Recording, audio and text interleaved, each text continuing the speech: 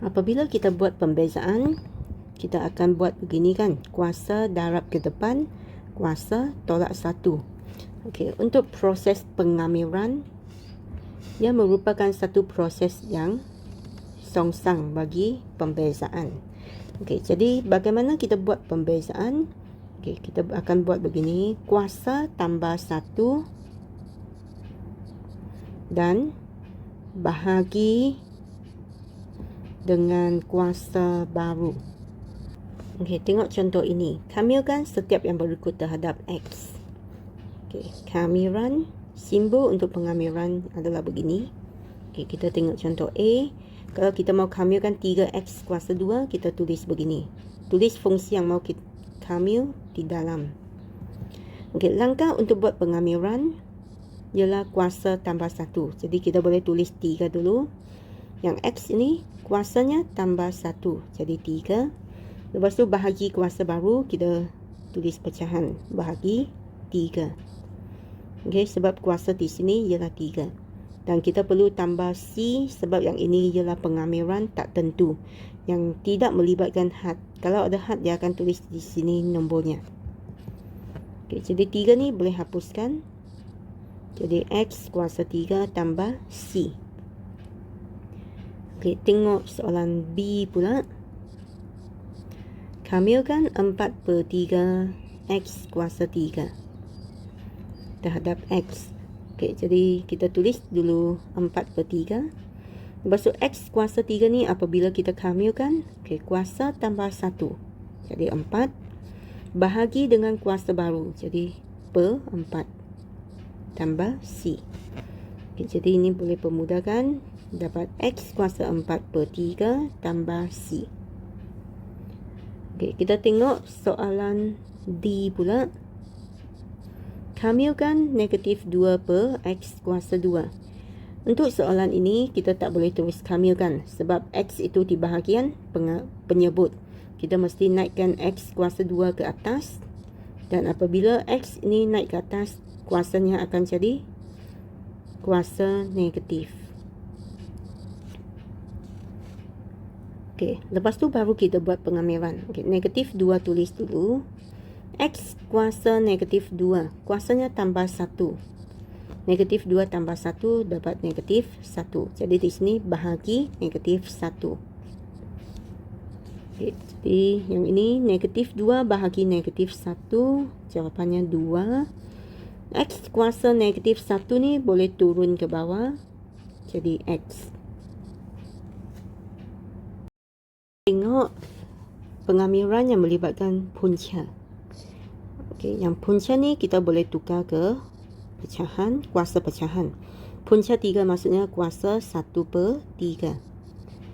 Okey, dan sebab X ini dia di bahagian penyebut, jadi kita mesti naikkan dia ke atas. Jadi 2X kuasa negatif 1/3. Okey, lepas tu langkah untuk buat pengamiran ialah kuasa tambah 1. Okey, 2 tulis di depan. Negatif 1/3 tambah 1, kita akan dapat 2/3. Jadi di sini kita perlu bahagi 2/3. Okey, jadi di sini kamu boleh tekan kalkulator. 2 bahagi 2/3. Jawapannya 3. Lepas tu X kuasa 2/3 tambah C. Kita tengok contoh H pula. Okey. Mula-mula ada kuasa 3. Jadi kita 3 kuasa 3 dapat 27. Dan punca X ini, okey, kita akan dapat punca X kuasa 3. Okey, dan punca X ini kita boleh tukar ke pecahan.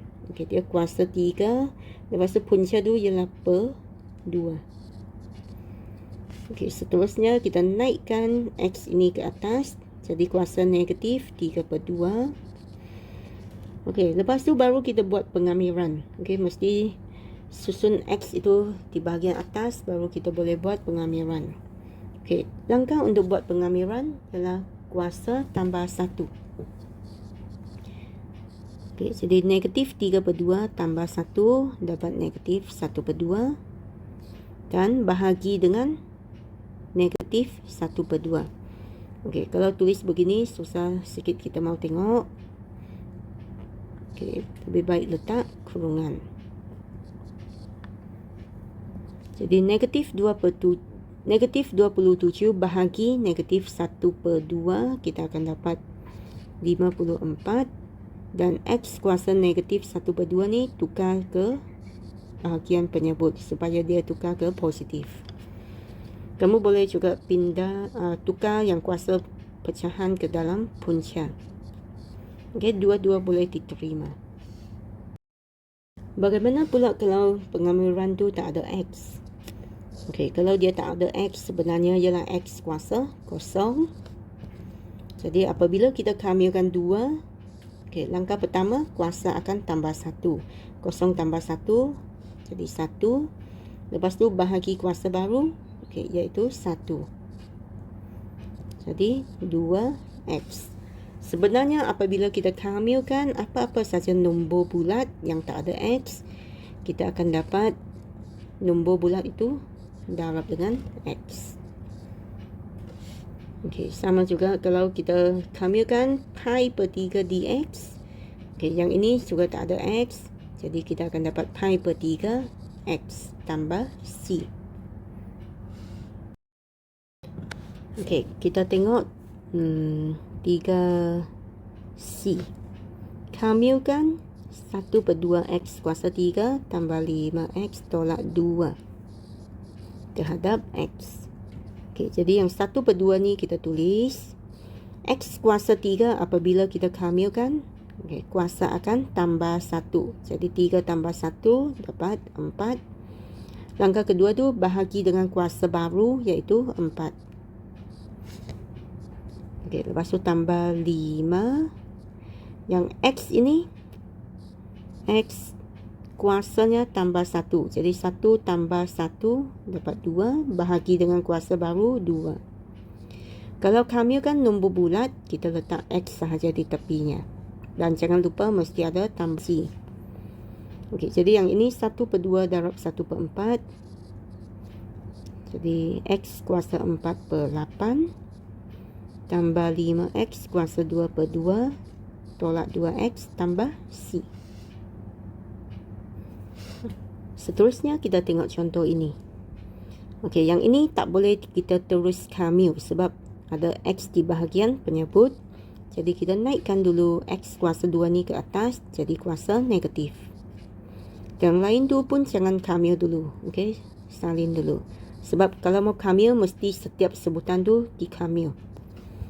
Okey, jadi kita kamilkan yang pertama, X kuasa negatif 2, okey, kuasa tambah 1, jadi negatif 1. Lepas tu bahagi kuasa baru, tambah 4, X kuasa 2, okey, ini 1, jadi tambah 1, dapat kuasa 2/2.